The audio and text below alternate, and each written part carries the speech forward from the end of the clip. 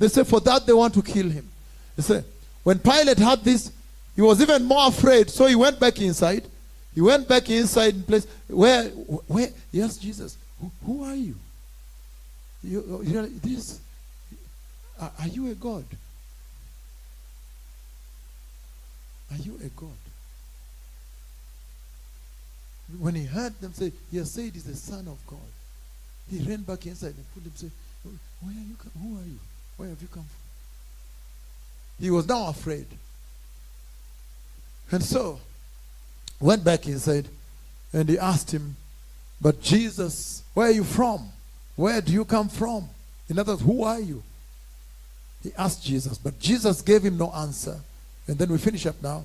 He says, verse 10 rather, he says, do you refuse to speak to me? Pilate said, don't you realize our power either to free you or to crucify you? Jesus answered, you would have no power over me if it were not given to you from above, from my Father. Therefore, the one who handed me over to you is guilty of a greater sin. That is serious. From then on, Pilate tried to set Jesus free. Remember why I tried to compare him then with Reuben? Tried to set Jesus free, but the Jews kept shouting, if you let this man go, then you are no friend of Caesar. Anyone who claims to be king opposes Caesar. So now let me explain that to you. There were two incidences that involved Pilate, okay? There was a first incident when he took some pagan eagles and he took into the Lord's temple. And then Israel came out and protested. Again, listen to this now. He took some pagan stuff and put it to the temple of the Lord. So the entire Israel came out and protested. And when they protested, there was a kind of an uprising. A near uprising. Then he wanted to send people to slaughter them. But it was kind of difficult.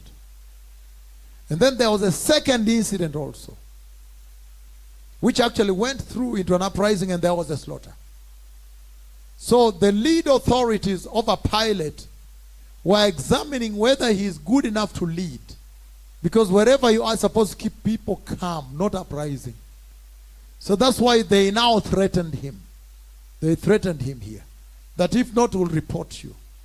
Move on. And Pilate had, okay. From then on,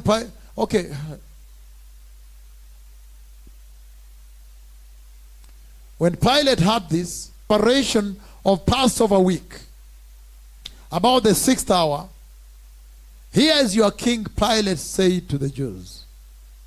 But they shouted, take him away, crucify him. Shall I crucify your king? Pilate asked. We have no king but Caesar. The chief priests answered. So you see now they're trying to talk higher. They're telling, if you don't do this, we'll report you. To be crucified. So the soldiers took to a place of the skull. We got verse 9. Place God had told him about. Abraham built an altar there and arranged wood on it. He bound his son Isaac and laid him on the altar on top of the wood to slay his son. Remember that the son promised. But an angel of the Lord called out from heaven, Abraham, Abraham. Here I am, he replied. From heaven, Abraham, Abraham. Here I am, he replied. Do not lay a hand on the boy, he said. Do not do anything to him. Now I know that you fear God Almighty, because you have not withheld from me your son, your only son, whose name is Isaac. Abraham looked up, and then the thicket saw a ram caught by his horns. And he went off and took the ram and sacrificed it as a burnt offering in place of his son. So if you go back now to where we were in the book of John, then you see that actually